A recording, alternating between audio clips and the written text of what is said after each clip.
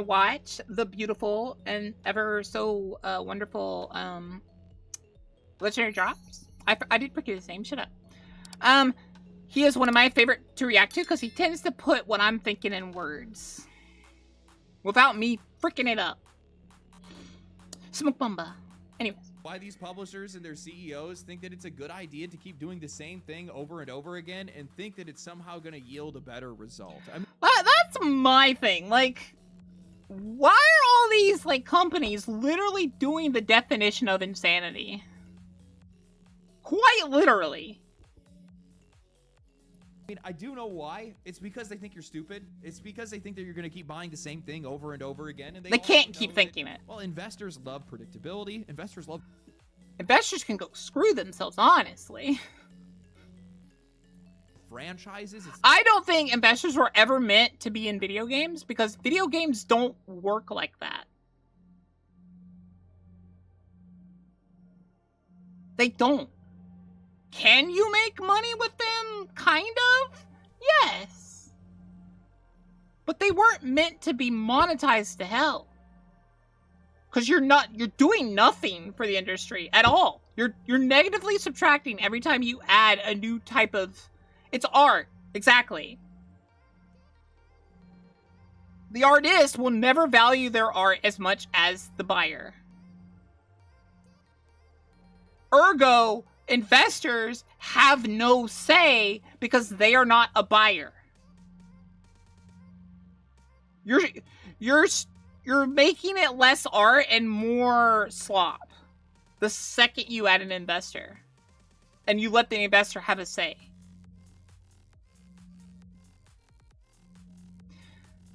Here's the funny thing, even artists themselves poppycock to that. Because they're gonna... The people that don't actually care about their art will make money off of that art just by gaslighting other people. Like, they'll pay an enormous amount of money, even though it's not worth that, but now it is, because someone paid that much. So it obviously must be worth that much. You see how the statement... assuming makes an ass out of you and me works here? Well, the reason that the games industry superseded Hollywood is because investors were in Hollywood.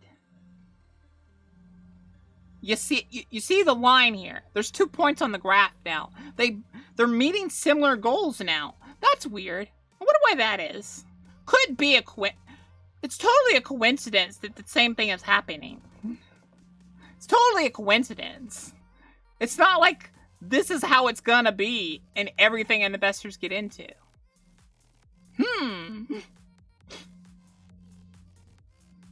Like, it doesn't take... An idiot can make that connection. The only thing that they can recognize in this industry, so that's what they want to invest in, but... I don't know about you guys, but have you gotten to the point where you've just started to tune out a lot of these games? Yep, I've gotten to the point where I don't even look at them. Even from the companies I used to love. Like, I think I've mentioned to you guys before. Soul Calibur 3, last good Soul Calibur game. Assassin's Creed Brotherhood, last Actually. Black Flag was after 3, right? Okay. Black Flag, last good Assassin's Creed game. I'll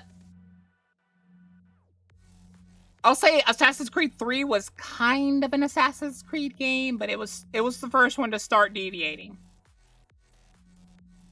Valhalla was not an Assassin's Creed game. It is an RPG game wearing the name Assassin's Creed. If you want to say it's a good RPG, you'd be right. If you want to say it's a good Assassin's Creed, I'm going to have to kick you off the ledge. Don't at me. I was there when the first game came out. Okay? I played the first game. Actually, I was brought in by 2. Loved it so much. Got 1. Loved it. Was it harder? Yes. But I understood because it was the first game, so it had less of the mechanics. Then I played Brotherhood, and Brotherhood is the one I fell in love with. I am not a gamer boomer. I was just born around the time when they made good games. I'm sorry. If anything, I'm a gamer. Here's the thing. There are good millennials and there are bad millennials. I would like to believe I'm a good millennial. Because I don't do shit to other people's franchises that they don't want done.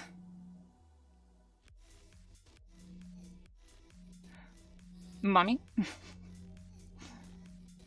Where's my pumpkin? I'm gonna fight you, Valley. It's just the same thing over and over again. At an ever-increasing speed, it feels like. And here's the thing. I just found out that Overwatch 2 is supposedly gonna get Persona characters. The game was already dead to me. Now I'm just completely ignoring it. Anyone that plays it will not ever get rated by me.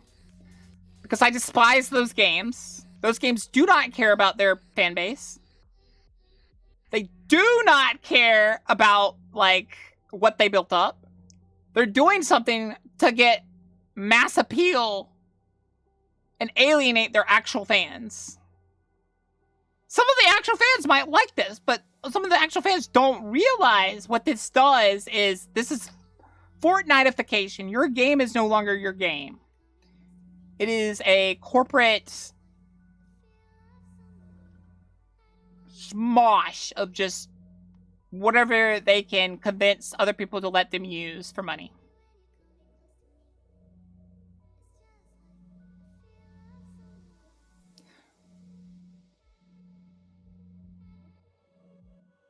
Idiots and investors valley. Because you know investors were like, this collab did them really great. This one did really great. That's a lot of money. I don't give a damn.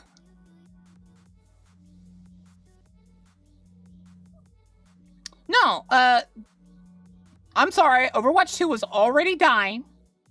It's being held up by a fraction of what used to love it. And now you're doing the thing that'll kill another fraction of that. And you wonder why you're going to fail. Because you will. You will not be Fortnite. Fortnite was a flash in a pan. It made a decision at a good time in a good period. Took advantage of some things. Did a lot of shady crap. But in the end, it's loved by kids.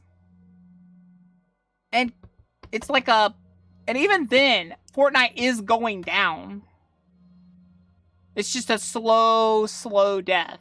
Because all the Zoomy kids are starting to realize that all these other games are better.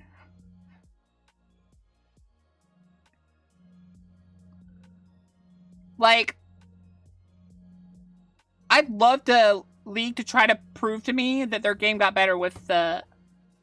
in the long run, with the kernel level anti-cheat. Because it's soon going to be where no game will let you download their games. Because of their level anti-cheat.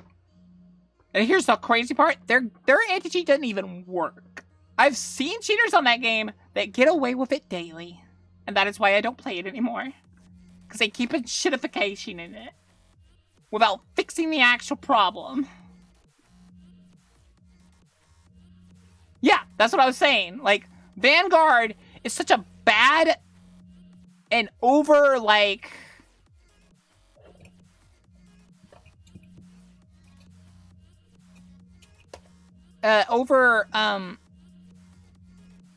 it does nothing. There are already tons of ways to circumnavigate it. Only the idiots are getting caught. And then they made it where I can't even get my ranked skin for getting to gold? I have to get to almost plat to get my ranked skin? No! That was the one thing you had going for you. I don't like plat. I didn't like high plat at all. I like in gold, where there's still some dummies And most people were pretty agreeable.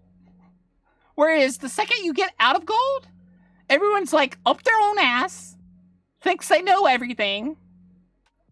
You're going to be a hard stuck plat for the rest of your life. I could probably get the diamond. I got the plat 1, like 80 LP. I was doing fine. But I was so mentally drained with dealing with adult children that I couldn't stand it anymore.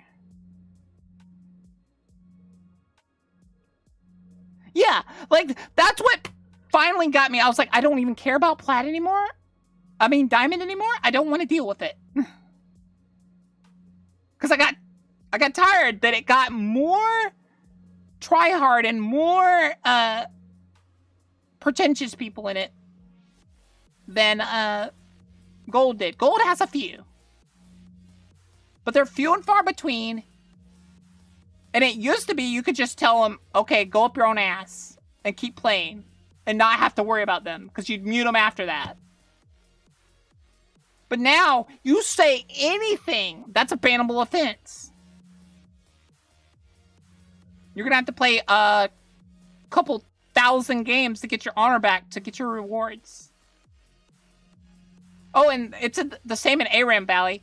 They don't want to make the whiny babies that are both super competitive, but then get mad at you when you don't do certain things in ARAM, like they tell you to. Yeah, ARAM's supposed to be for fun, but the one time it started being fun again was when bans were enabled. Isn't that crazy? And you know why bans got removed? Because all the people that literally bought, that paid for accounts or specifically made accounts to cheat at ARAM, where they would only get the crazy characters like Vigar and like characters that just won at ARAM. And there's so many of those people that can't stand losing because, oh no, Pike got banned in ARAM. Vigar?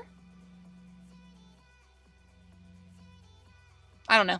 But anyway, rant over. Games are not going to deliver anything you like. You know that they're not going to deliver anything new, and you know that they're not going to deliver what these franchises were at their peak. It's like that meme of the farmer with a bunch of buckets, and he's walking up to the same cow over and over again.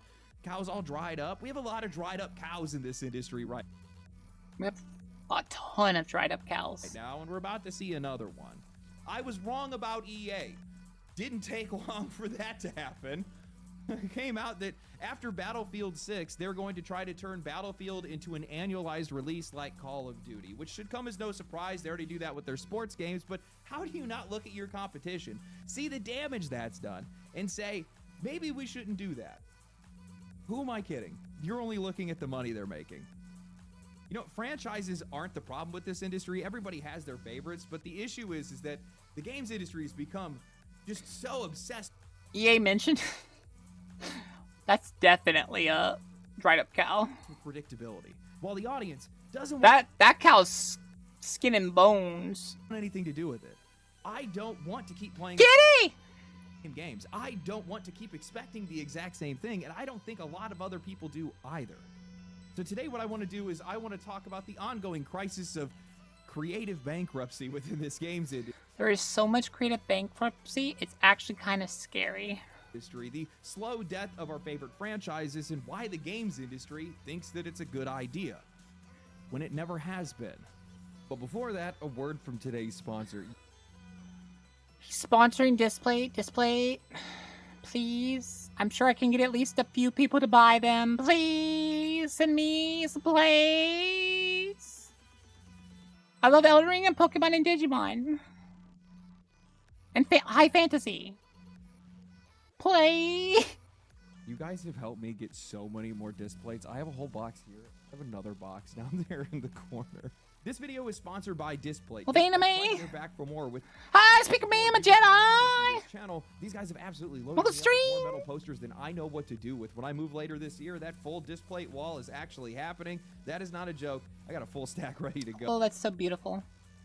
I want it. Oh, if you guys have never seen one, Displate makes high-quality metal posters that mount magnetically. You stick it to the wall, line it up, and that's Pre-watch? no tools, no frames, A little bit. no wall damage. They are super easy to swap out or pack up if you're going to move, which is a big Actually, not really.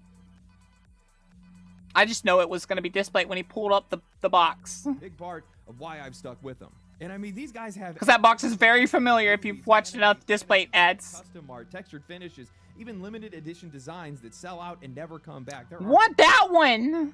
millions of designs to choose from, and their quality is always great, and the install process literally takes seconds. So go to And I do love the, like, multi-stack ones. .com/@legendary drops or use my code legendary. Are you talking about who's your favorite Digimon? Holy! I have two. I have Gladramon and probably Omnimon. You check out to get the best deal. Find something to actually make your space look like your own. Thank you to Displate for sponsoring today's video. Now, I don't want to get it twisted. This is an industry that runs on franchise. Although I do love a Victory Greymon. Diablo, Madden, Grand Theft Auto, Monster Hunter, Pokemon, Call of Duty. I could list well over 100 names if I wanted to, and I don't think I'd be very far off in the assumption that the vast But I love all of Guillomon's forms too. majority of money in this industry likely comes from those names. I mean, it makes a lot of sense. Franchises build a lasting image in both the minds of players and publishers. We get familiar with their worlds. They become a part of our culture. Hell, sometimes they even become part of people's identity and personality. I remember my old backpack was covered with Halo. People used to have a passion. People used to love games so much, that became their passion. That used to be their ADHD's fixation. Their autistic fixation. You'd see someone with Halo everything, or Battlefield everything, or heck, Legend of Zelda everything, Mario everything. There's the kid that had all the Mario games. And pins, my binders had Halo. I'm telling you. It was all I thought about, all I talked about, all my friends talked about, and I was just one drop in an ocean of players that felt and acted the exact same way. There is a special kind of loyalty that develops from long-running franchises. It's a symbiotic relationship where we have something we love, experiences we can imagine it will deliver to us in the future, and publishers have an audience that is ready and waiting for the next release. But the games industry, and also Hollywood for that matter, seem to completely disrespect how delicate that balance is. You can easily overwhelm an audience with too much content. You can bombard them to the point where they're resistant, even immune to the very thing that they once loved. It's like eating your favorite food every day or playing the same song on repeat. No matter how much you enjoy it, eventually you're going to burn out. And now... That's what iPods did. They kind of killed a little bit of the song love because you just... play your songs too much, even if you shuffled them. You didn't love enough songs. I'm one of the few people that increased my love of music to the point where I'll have playlists that are thousands of songs long now from all different types of people.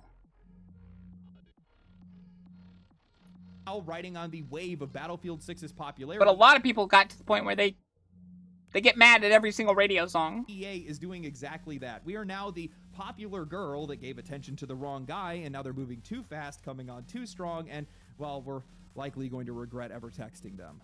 In an article from Insider Gaming written by Tom Henderson titled Battlefield is aiming to become an annual release within 5 to 6 years, it's They won't make it that far. claimed. They write, in a new video, industry analyst Michael Pachter claims that the general manager of the Battlefield franchise, Byron Bede, has told him that EA wants Battlefield to be an annual title. According to Pachter, he has spoken to Bede, who said that EA's goal is to have 3 studios working on the Battlefield franchise. Here's the thing, to put this in context.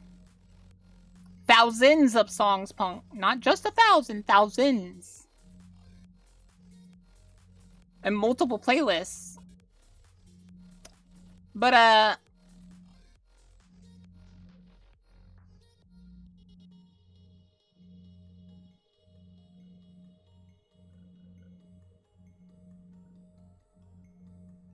annual titles are not good. Especially for these games where you want them to be monetized. You cannot monetize a game that comes out every year. It's not a thing you can do. Why is that? Because only the idiots will spend money on it. And sooner or later, the idiots wake up. And you lose a lot of money all of a sudden. You're so invested in those annual releases that you don't see the writing on the wall that's coming down the next year that says half of your people are going to leave. Because they found a better game that doesn't monetize them. And then they want DLC too. Yeah, that's what I'm saying. And here's the big picture that's going to show you how much this is impossible for them.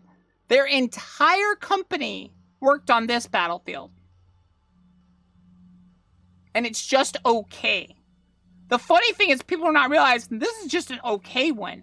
Why is it just an okay one? The reason being that Call of Duty has Beavis and Butthead in it. It has freaking Diablo characters in it. It has too many cartoon characters in a game that's supposed to be about war and realistic, like, combat. It has Teenage Mutant Ninja Turtles. What are we talking about here? Thank you for the subby, Austin. Thank you, welcome stream. Hope you have a wonderful time in Dragon Teeth. But, like, do you not see that that's why you're doing good? That you made an okay, serviceable warfighter, war shooter, and that's the reason you're getting this much attention? And you're gonna do the exact same thing that the people they left are doing? Huh? Are you thinking, or is someone up there just an investor and they're thinking for you? Because they're not very smart. On a 3-year cycle so that they can release annually. Unsurprisingly, this is identical to Call of Duty's annual release model, but Pachter claims that the franchise is still 5 to 6 years away from back-to-back annual releases. Insider Gaming reached out to Byron Bede for comment, but as of yet has not heard a response. This is why we can't have anything nice. The second that these companies see that players like something, their eyes light up and they immediately start dismantling the process that made it all work. And the wild— That's what I'm saying. They're immediately making it like the thing that's failing. Like, how does that make sense to any of you? Does that make sense to any of you? I doubt it does. The part here is that Battlefield 6 isn't even a success yet. You still got to release the game. People still have a lot of questions about this game, about balance, about connection issues, about the anti-cheat requiring root level access yet still letting cheaters through, about the size of the maps. You haven't won anything yet. And apparently their anti-cheat is better at catching cheaters than Valorant. So then you know what that means. 100%, it means exactly what you're thinking it means. The ones that are there are just way better at hiding it. Pumpkin time! Let's go. You guys are already out here planning a victory parade in a book tour. There's a reason why Battlefield 3 is still the most played one. Now, I will say, most of games— This one apparently is better, but barely. But also it has the kernel level anti-cheat. Do you want EA to have your information? Do you want them to know exactly what you search on Google? Do you want them to know what you watch? What you like? Do you want them to know your age and social security number? Because they will. The story and is this an MMO? I think these war games are technically MMOs. With little else to go off of. However, you hear Battlefield 4 is fun? Andrew Wilson, I've heard that too, honestly. During an investor call, but nobody put it together. Let's be honest here, they definitely know your age, but I hate the whole nihilistic approach that a lot of adults have and a lot of other people have, where like, it's fine, they probably already got that info anyways. No! Do you not understand that this is the reason why they're trying to take advantage of this situation right now, and they're going to try to... If any of these laws pass, that they're trying to get passed, if you don't, like, stand up for your rights, the one thing you used to quote to everyone about, I have freedom of speech, I have freedom of speech, you're not gonna have that soon. And gaming is kind of like the doorway through which they're trying to take it. Reported on by Chris Scullion of Video Games Chronicle in an article titled EA CEO says it's... If you give a mouse a cookie, it'll want some milk. If you give a mouse some milk, it'll want to stay the night. Well, no, it'll want a napkin. If it wants a napkin, it'll want to stay the night.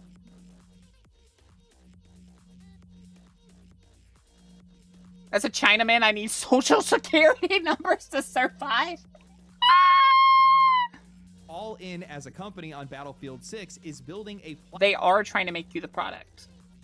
If any of these, if the VPNs get banned, if the internet becomes closed off, which when if these laws pass, it will. You don't think it, but eventually it'll become you that is the product. You'll start being sold as batteries, and your self-autonomy will be gone. Platform rather than a product. They write, Wilson replied that the company isn't treating Battlefield 6 like a single product, but rather as the start of a Battlefield platform, with more details coming later this week. Certainly you're going to see a lot more in a couple of days, Wilson replied. We've been investing more behind this Battlefield. Well, it's not past yet, Belly.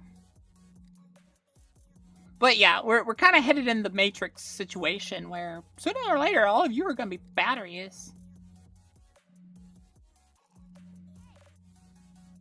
Streamers like me and Legendary Drops will be some of the first. Because we like free speech and we use it. They'll get us silenced first. And all will become clear about the nature of our investment over the last 4 years. Except the Matrix wasn't pumped full of ads. I mean... if we combine Ready Player One with Matrix, does it look that different? Studios building against this launch to date. Guys, when I say I don't understand how these CEOs have jobs, this is why. They invested... I'm telling you right now, any company wants to hire me as your CEO, I will take like a fourth of the pay. And I will make you profitable. Trust me when I say this. Everything behind this game, which at least seems like it's Hi, Yui. Battlefield game, but it was all built on the promise that they were going to turn Battlefield into a platform like Call of Duty. I mean, I'm sitting here thinking to myself, with the beta behind us, how do you not look at Battlefield 6's positive reception and attribute it to the fact that every single Battlefield studio worked on this game? DICE, Criterion, Motive, Ripple Effect, plus you guys made Battlefield Labs. EA, you do not have the... And they have Battlefield Labs. Like, they use their entire company and Battlefield Labs to try to get this game to be amazing.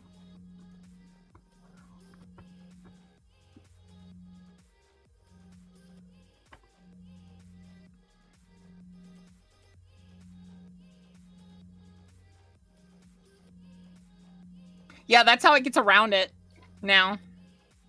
Talent to be able to pull off a quality Battlefield release without company-wide cooperation.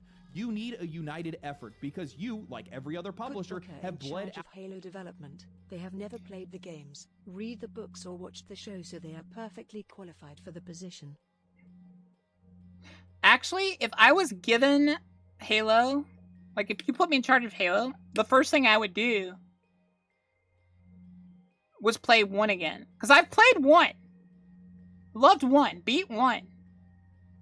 But the first thing I would do is replay 1, play 2, and read at least a few of the books to understand what people love about it the most. Then I'd look at all the like comment sections for like videos on 1 and 2. And I'd see what like people have the most love of. And people have the most, like, nostalgia for. And I'd be like, okay, we're rebooting. We're going to completely remake. If the investors know you care about the game, you will never get the position.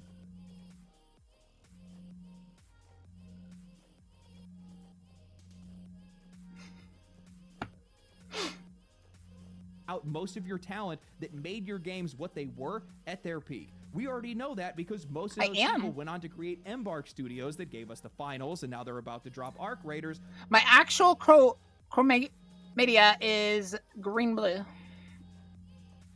I don't have a full-on super noticeable one. Mine is green-blue and blue-green. Like, you can't even really tell. But I also have a little bit of the rainbow effect in my eyes. When I get like really excited or something, my eyes will brighten up and change hue and stuff like that. Both of those games widely celebrated. I think it's because I have both of those that my eyes are hard to tell that they're chromatic. And the irony of this entire situation is the reason why Battlefield looks like it actually has a chance to challenge Call of Duty is because EA went all in while Activision has been getting fat and comfortable doing the opposite, exploiting their fans, their studios, and their own franchises. I covered this in Activision is a Cancer, but while Call of Duty is one of the most profitable franchises on Earth and has been for nearly 2 decades, their aggressive monetization, relentless release schedule, and declining quality has them on the edge. Black Ops 6 is... When do I get really excited? Shut up. Sitting at the lowest player numbers that they have seen in years, and I'm going to be honest with you guys, after seeing that Black Ops 7 trailer, it does not look like that game is going to fix it. The gameplay trailer looked like absolute garbage. It was garbage. Because I was like, oh, are they going back to the military thing? Because at first it kind of looked like they were, and I was like, I was like, slightly excited here. And then the robots, and then the teleporting, and all that up. And I was like, goodbye. Nice knowing ya. Not really, but goodbye. It is getting fried online and ratioed on YouTube. And now while I'd love to blame this all on cross... I want to go... Wait, actually...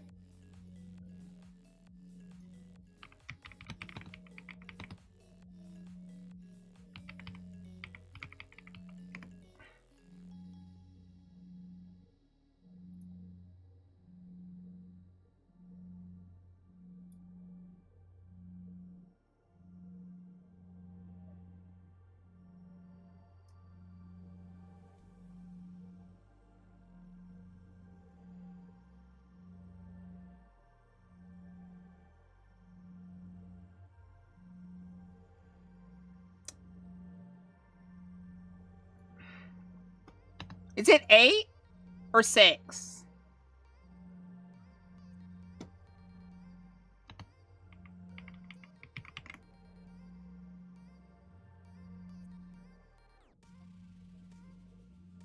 It's 8, right?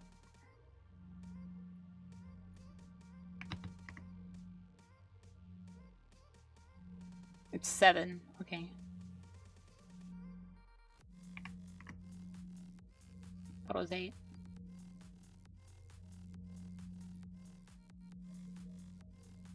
Oh, wait.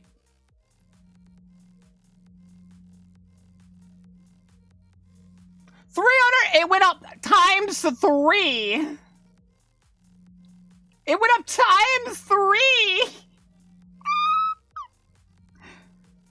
Guys. Guys.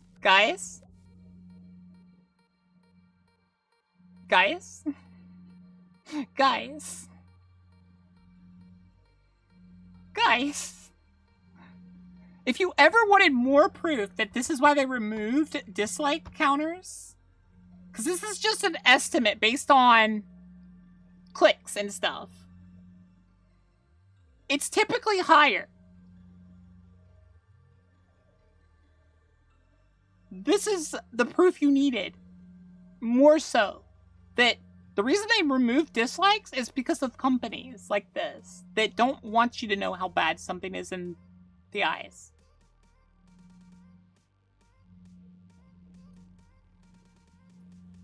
I'm just saying. Over skins and shameless monetization, let's be honest, if the game was fun, if it played well, if it wasn't infested with cheaters, people wouldn't be nearly as angry about their games. But the real reason why the franchise is in the state that it's in today is because of the very annualized model that Battlefield now wants to copy. It is a short-sighted business strategy that's been left over by Bobby Kotick. Like, I don't understand the short-sighted business model.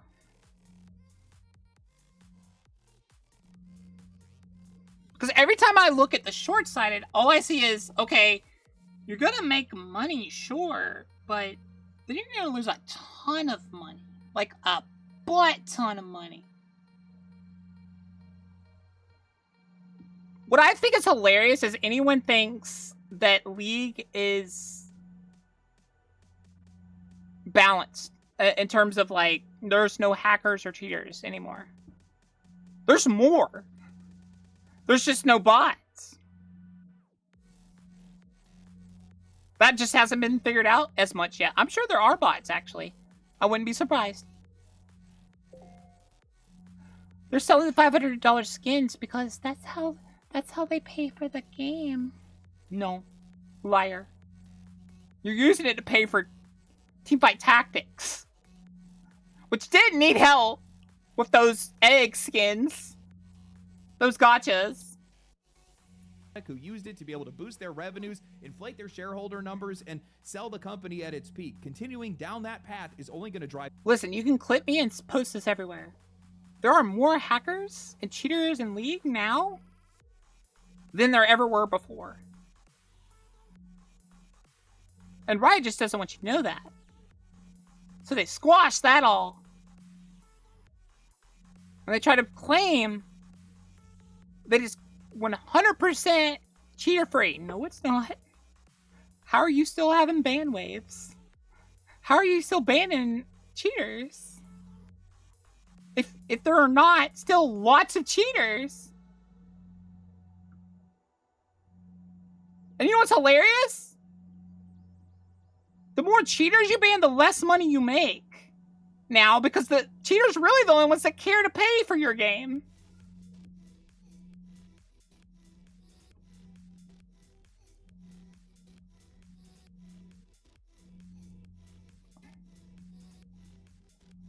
This franchise and the company straight into the ground. By forcing Friendly fire, don't put me in the back. Studios get a chance to breathe. No chance to collaborate. No time to refine the engine. No space to actually build an effective anti-cheat. Quality releases are abandoned in favor of a strict schedule. Here's the thing. There was an effective anti-cheat. There's a reason MapleStory still uses GMs. I don't think they hire for him anymore. I think they're trying to do the bots thing, but they're gonna... I bet you they realize real quick that GMs are just better. Because a GM can mass ban thousands of people. Because a GM can look at a screen, see weird things happening in one sector, go boop. See they're cheating. Boop, gone. Boop, gone. Boop, gone. 10 GMs can solve one server. We had less cheaters when there were GMs. Because I had heard that they had banned them. We had way better, like, cheat control when there were GMs. Like, I was more confident that the game was, like, safe with them.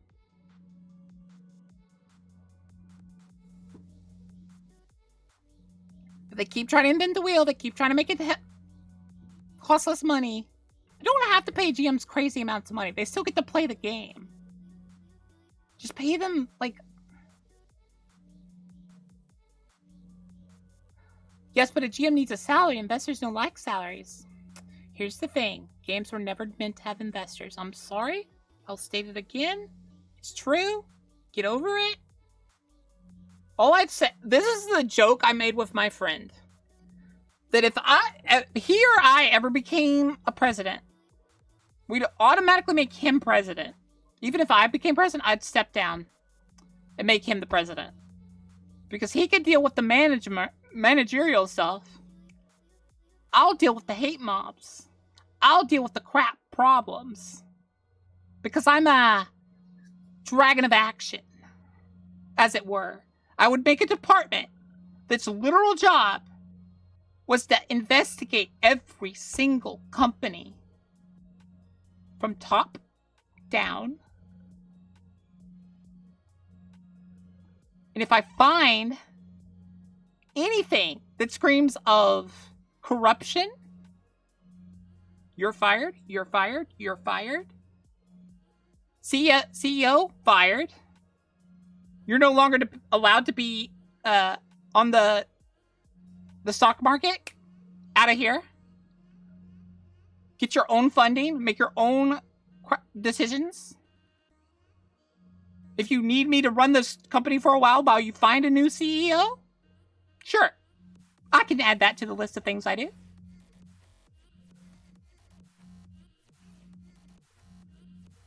And then one of the other things I would do is I would like... Oh yeah, I would...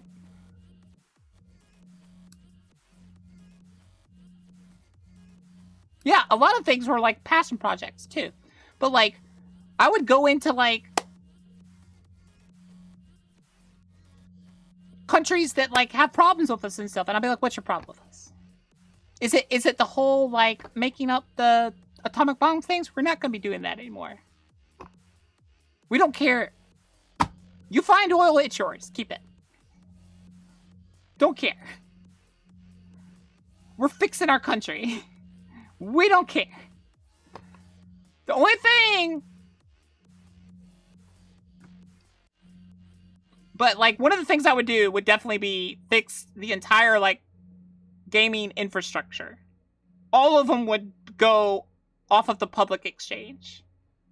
Because all it's done is ruin those companies. Developers last year, they talked about how fragmented the design process. Happy Hatch Day, Boka. Shut up! Teams are. Almost nobody knows what anybody else is working on. It's not my birthday! Something built by another studio isn't even... Where's my pumpkin? So when problems actually get solved in one game, those fixes can never carry forward. You're just digging your grave deeper and deeper every single year. Beyond that, I think releasing a new Call of Duty every single year, at this point, people are starting to just get sick of it. The top comment on Black Ops 7's trailer literally says, Black Ops 6 came out like a minute ago, bro. Another one reads, Black Ops 8 coming out during 7's beta. This is where we're at. The entire franchise just become a meme of itself. I remember the massive sigh of relief that people let out back in 2022 when Activision had announced that they were going to be stepping away from the annualized model to give developers a little bit more time to work on the game and hopefully release a higher quality game as a result of it. And then they immediately went back on it with Modern Warfare 3, one of the worst entries in the entire... And you want to know how much money I bet that it was an investor that complained that they weren't going to make as much money the next quarter? I bet all of my money. Entire series, and I don't really think that things have improved since then. How do you... I love pumpkin spice! See the disaster that franchise is headed towards and take notes. That's what a competitor would do. That's what a real competitor would do. Learn from the mistakes of... A real competitor. If actual competition was a thing in this industry, Nintendo would be on the top again. It is at the bottom, right there next to Activision and EA and Blizzard. Rival, not repeat. Might as well just add Microsoft to that pile too. But what am I saying? This industry doesn't compete anymore. They don't even know how to. EA, like every other company, gets one whiff of success and they sprint to join the systematic annihilation of quality, all for a taste of annualized profits. It's the only thing that these guys care about. And I'm sure that EA probably thinks that they're going to be... One of the few companies left is Larian Studios. They're only slightly, like, invested in on. But they don't allow outside investment past that. No, they used to love it.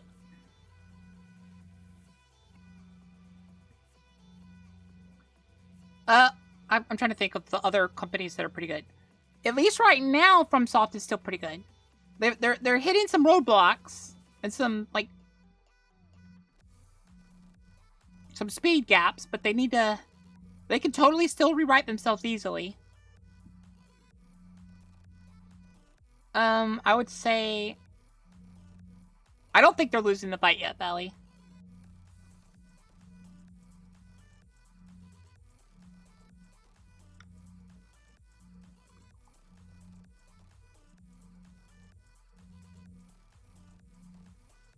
be able to pull it off because they've already done it with their sports franchises, but it won't work here. Annualized releases only work in a cornered market when players feel like they don't have any other choice. Battlefield's one shot at relevance is being the alternative to Call of Duty. By copying them, you are erasing that distinction. You are removing the anticipation, the chance to deliver a higher quality experience, and the ability to respond to players' tastes as they change over time. Instead, you're competing purely on popularity at that point, and that is a fight that Battlefield and EA are not equipped to win.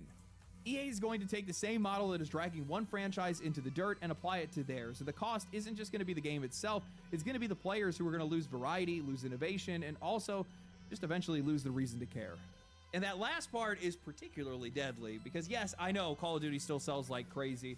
I mean, people were sighing at the Xbox reveal of Black Ops 7. Saw a lot of people that were disappointed in that, especially with the way that Phil Spencer kind of led up to the entire thing. Oh, long legacy franchise. He made it sound like it was something we haven't seen before, haven't seen in a long time. It was just Call of Duty. And while I also have seen the reception to the Gamescom trailer, which, woof, that does not look good, it's still going to sell. It's going to sell. Fractions of what it would have. It'll sell.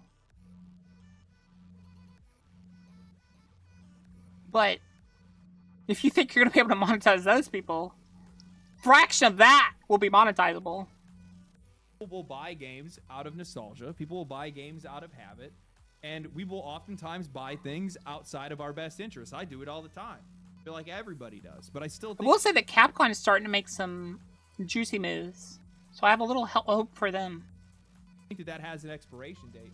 Especially regarding some of these franchises and how much I must go. My planet needs me. Look at how volatile the industry has been. There's been FIFA Gacha actually does very badly now, Oak. They lost like 80% of their spenders because people just got tired of it. Or just didn't have the time or money to invest anymore because of the market. Bye, Alan. Have a good night.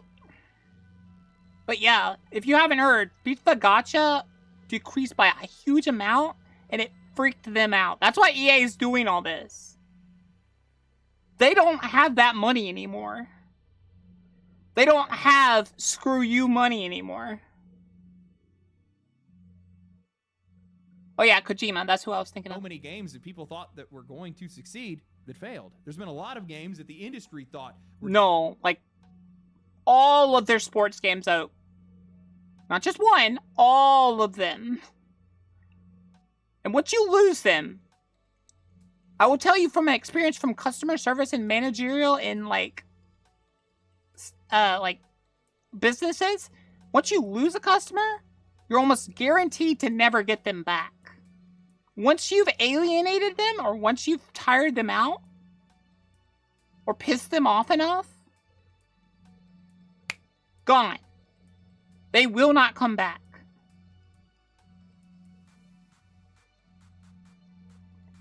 Dead ringers, but the players are like, that's dead on arrival. The players are right.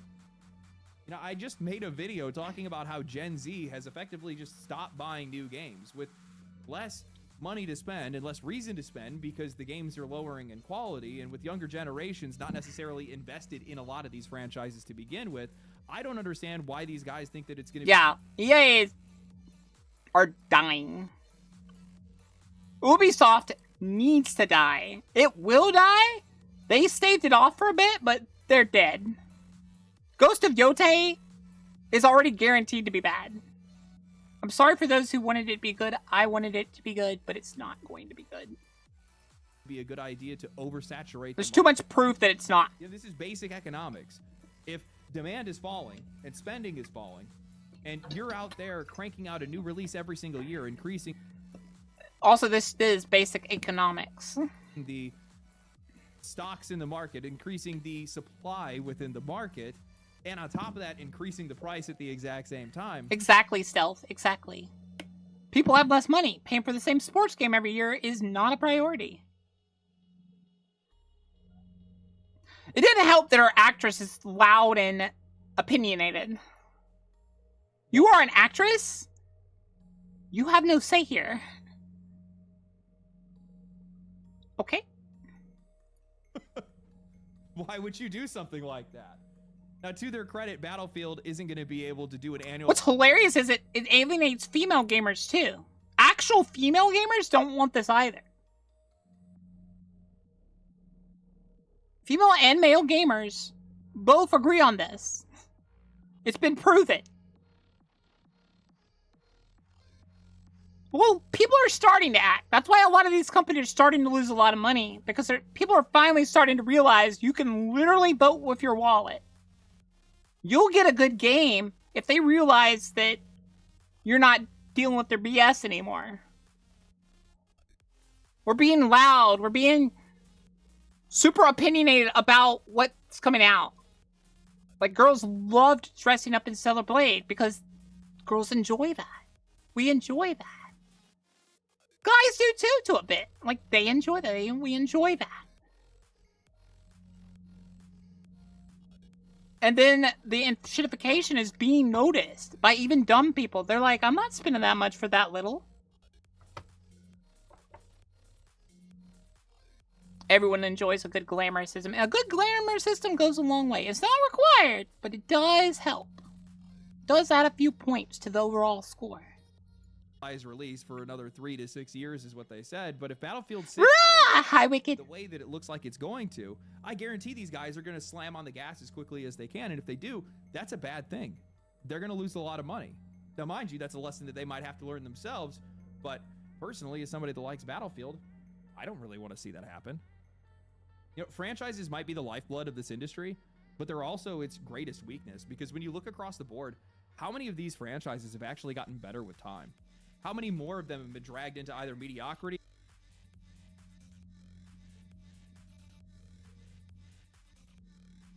Vindictus 2 has a pretty good armor buffet system, but I know when it releases, it's going to be full of microtransaction restrictions on that system. Exactly. Because they've slowly been trying to push that bar forward. What's hilarious about Nexon Valley is they're bringing back Old Maple. And they're not letting you buy your way into it. That's already a sign that Nexon is changing for the better. Would it be wild if Nexon becomes one of the good companies while EA and the others die?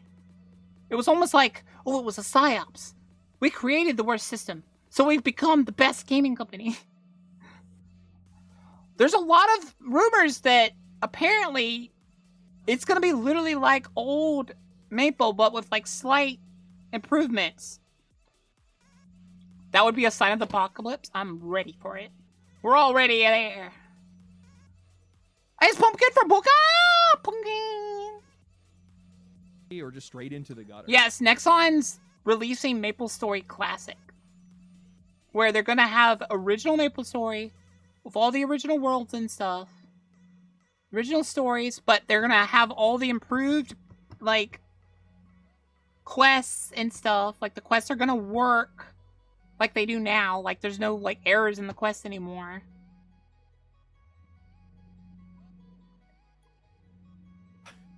Tell you, it's a lot more on one side than the other, especially lately. This entire ecosystem is overly leveraged on nostalgia. Give me my cards with Frick. Generations, they don't owe anything to any of these games or any of these franchises. So if the industry doesn't make these games worthwhile for them, they're just going to let them die without a second thought. That's what's hilarious. They seem to think that Zoomers are just going to keep supporting them. No. Zoomers have the lower attention span here, buddy. You don't grab them, they're gone. Most of them are scamming people. Watching porn.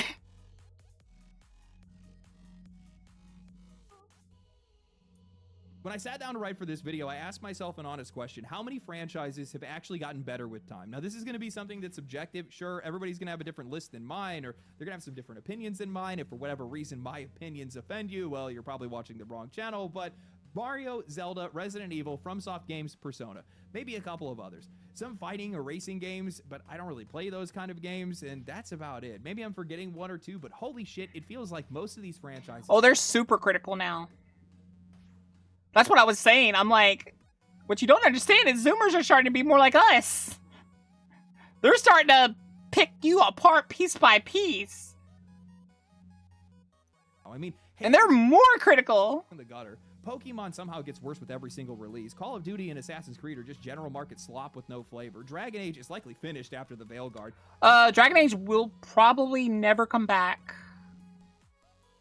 in a few of our lifetimes because they just trashed that to heck.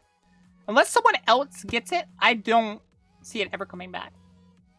Eternal Ripped, but Dark Ages is honestly one of the most boring games that I played this year. The Elder Scrolls and Fallout are likely just kind of question marks at this point because, I mean, Starfield has me doubting that entire studio's future. Monster Hunter is kind of the same now because I loved Wilds for about the first 60 hours, but I haven't put a quarter of the time that I sunk into World. The performance is rough in that game and still hasn't improved, and honestly, it just feels too easy.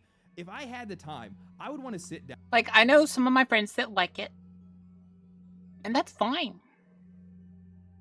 But it wasn't a Dragon Age game. That's what I tell them. I'm like, it's fine that you like the game. But I'm just letting you know it's not a Dragon Age game. It's okay to like a game, no matter how bad everyone else says it is. You don't have to listen to anyone on that front. But coming from someone that absolutely loved and adored Origins, I can't tell you with... Like, I can't lie to you and say it's a Dragon Age game. I have to tell you what it is, and it's not. It is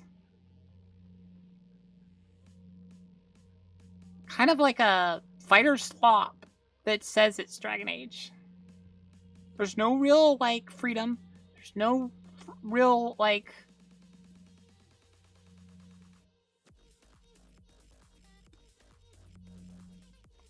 You know.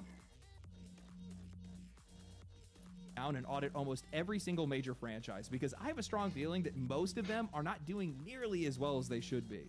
And I think that there are a lot of reasons for that, but I think the biggest one is probably just time. The people that created these franchises. To give you an idea, we were playing Dragon Age Origins, but how bad the game was just depressed me so much I didn't want to play it. That's why we stopped playing it, because it was depressing me. Because I'm like, this is all I have left. Like, I was so looking forward to them finally going back to, like, the good stuff.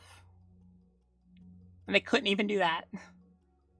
These are no longer at these studios anymore, and the people that are making them now just don't understand what the original motivations were, you know? Same, Oak. It's okay, but it's not good. A few years back, I tried joining a metal band again, and they had already had like a album's worth of songs ready, and on paper this entire thing should have worked. We had the same taste in music. They were a metalcore band, I was a metalcore rhythm guitarist, but everything clashed. Nothing actually sounded good. We're from the same genre, but we had a completely different tone, and that's what I would imagine game design is like. You can swap out one creative for another, you can hand them the blueprint, but it doesn't matter because different people make different things, and nothing is ever going to come out the same for better or for worse. But beyond that, priorities have changed. I mean, the AAA industry just is not as talented as it used to be. It used to be visionaries, but they don't have visionaries anymore because visionaries are risks, and risks do not look good on a quarterly report. Instead, these publishers see these franchises as dependable, reliable sources of income that should only increase year over year, and changing anything outside of the audience that they're aimed at doesn't make any sense to them.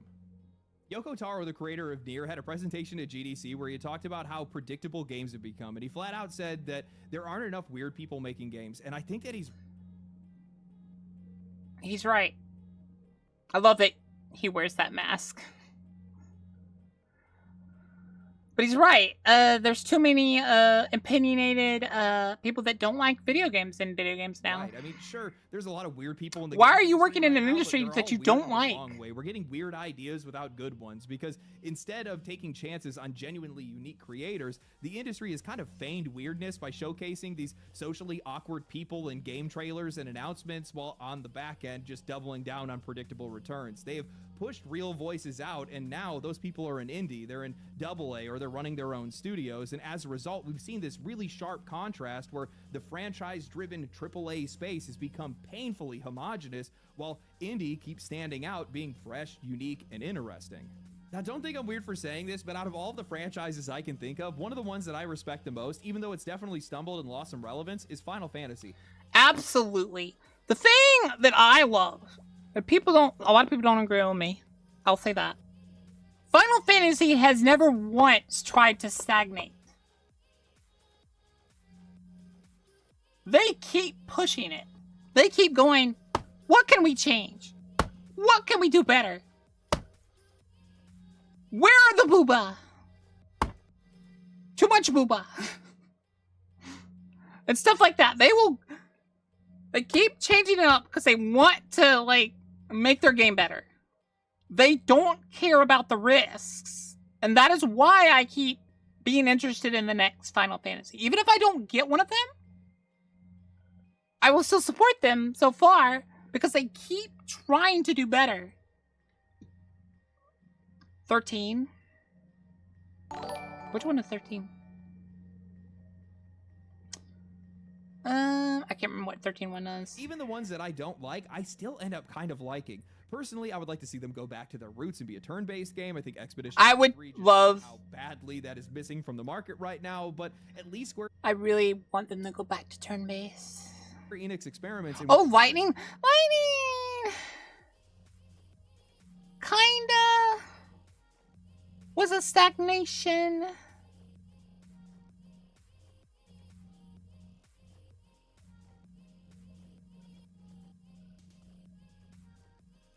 They're doing it in ways that aren't safe. Final Fantasy 16 was essentially Devil May Cry, and they hired the guy from Devil May Cry to make the game. That is not a safe choice. It pushed a lot of their hardcore audience away, but at least it was bold.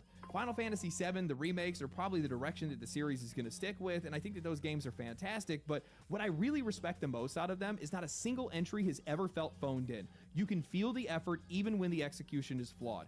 The Final Fantasy 15 game that was panned for its brain-dead combat and how rushed the second half of the game was, that game still had a fascinating world. The fishing was essentially Bass Pro level, the story was interesting, and it had some moments that really stuck. Final Fantasy 16 went through the exact same ordeal, but the story and characters were peak. That Titan fight was insane, and the Bahamut fight is likely going to go down as one of my favorite moments in gaming. When I look at that franchise, I can see the effort, I can still see the soul, and I think a lot of other people can too, and maybe that's why nobody... Like, you can see the passion there. You can see that they're trying their hardest. And they want to do better.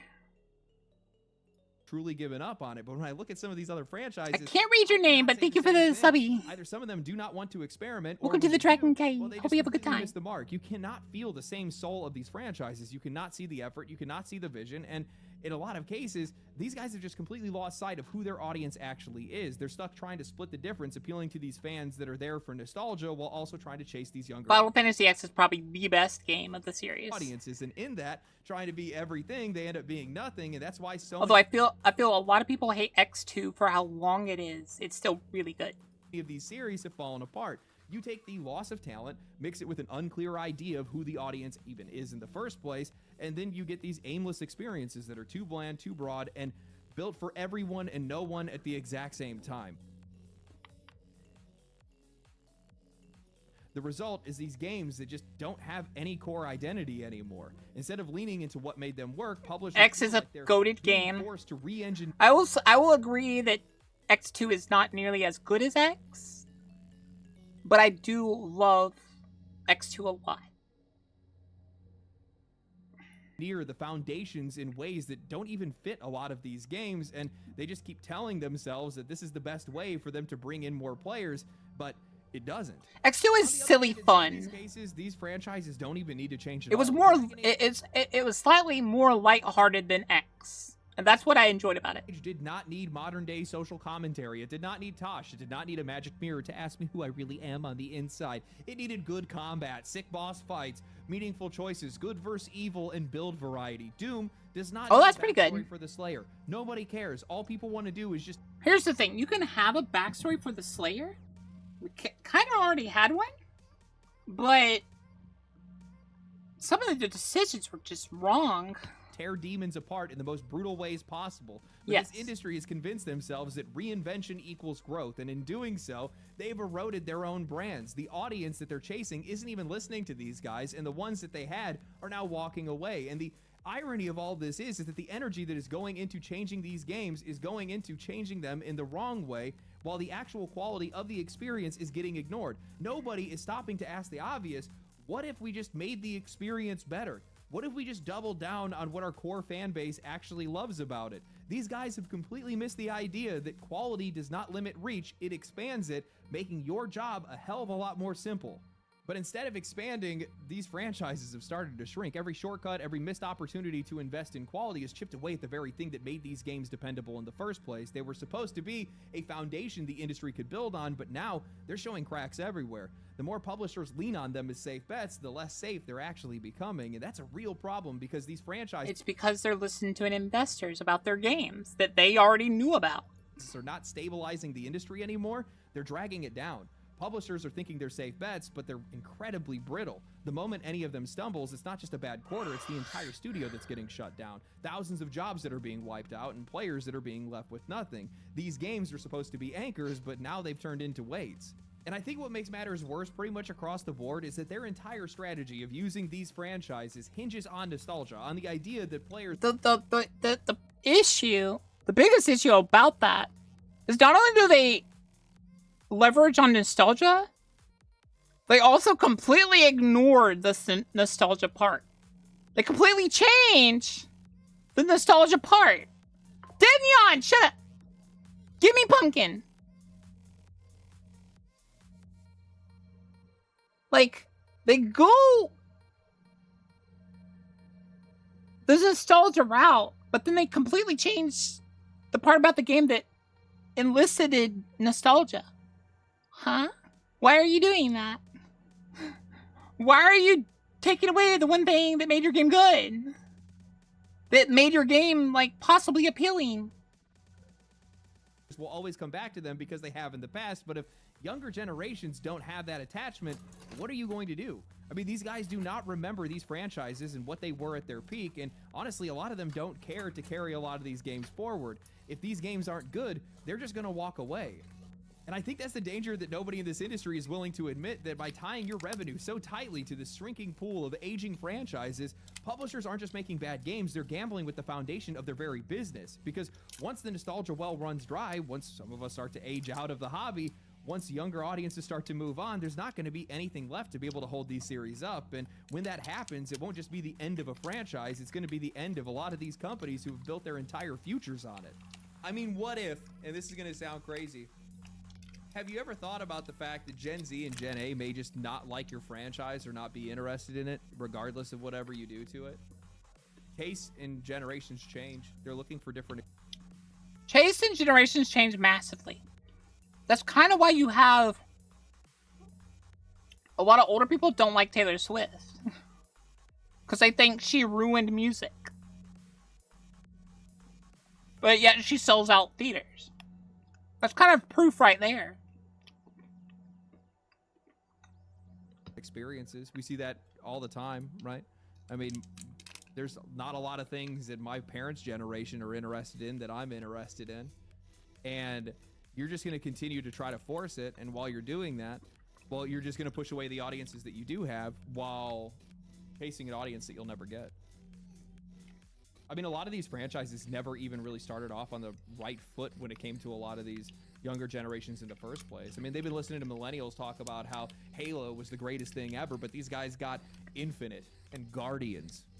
Dragon Age, we're probably never going to see that again. How do you explain to some of these younger generations that that studio at one point in time made the Baldur's Gate series and then show them what Larian did with it and then show them Dragon Age the Veilguard? That's gotta be the funniest thing. You're like, that's the company that made the earlier Baldur's Gates. And Gen Z's looking at him like, okay. Looks at the new game, looks nothing like Baldur's Gate. Looks crap. Then looks at Larian's and it's like amazing. And they're like, you're full of crap. No, we promise we're telling the truth. It's just a little different now. You know, right now, AAA, I think that the entire industry is largely fueled by impulsive, nostalgia-fueled millennial spending. That's going to drive they're not going to be doing a turn-based, if I remember correctly. They were like, we want to try something new. They definitely hate EA now. And I can't remember his name, but the head of Larian, he wants nothing to do with EA anymore. And Hasbro and stuff. Because he had to fight them every step of the way to not add microtransactions and all this other stuff. He was like, I was given creative freedom here. I will make the game how I want to make it. You paid us, we are making the game. He was amazing. He had integrity. And that is, he has integrity, and that is proof there. Up at one point in time. And the other problem that they're running into as well is that the millennial crowd, and probably even folks that are older than that too, are exasperated. They're frustrated with the state of a lot of the franchises and what they're in, because a lot of these companies have ruined them, and they're going out and they're talking shit. Well, that's the alpha. On these games, Alpha's before the beta. And likely scaring off any other right? audiences. Maybe that's how it goes, right? It goes alpha, beta, and then release. Probably take the time to think about trying to sell to other audiences through the audience that you already have. In some cases, and this is probably going to make a few people upset, maybe it's time for some of these franchises Swin was amazing. to go out to greener Sven. pastures. Let them go. Sorry, old Yeller. You were good to me, but you're not any good anymore. That just might be the way. Maybe it's time to let some of these studios try to make their own things. Stop trying to force these developers to live in somebody else's house. Stop trying to make these developers wear somebody else's shoes that they obviously cannot fill. Maybe it's time to start trying to make the new franchise by not actually making a franchise in the first place. I can't imagine that the vast majority of the most popular franchises that we see today actually came from the idea of thinking that they were going to make a game that was going to be made for 20 years straight. I don't know. That's what I think. Anyway, hope you guys enjoyed the video. If you guys did enjoy the video, like the video, subscribe to the channel, share the video. We hit 400,000 subscribers. They did, and you're already 3,000 past. Thank you. We are the champions, my friend. Family. Anyway. He's laughing because the post where he's thanking everyone, like half his replies on the post are people saying something, then going, family, family, family. I literally did the same. I was like, family, family, family. Stay cool, stay righteous, stay safe. I'll catch you guys in the next one. Peace.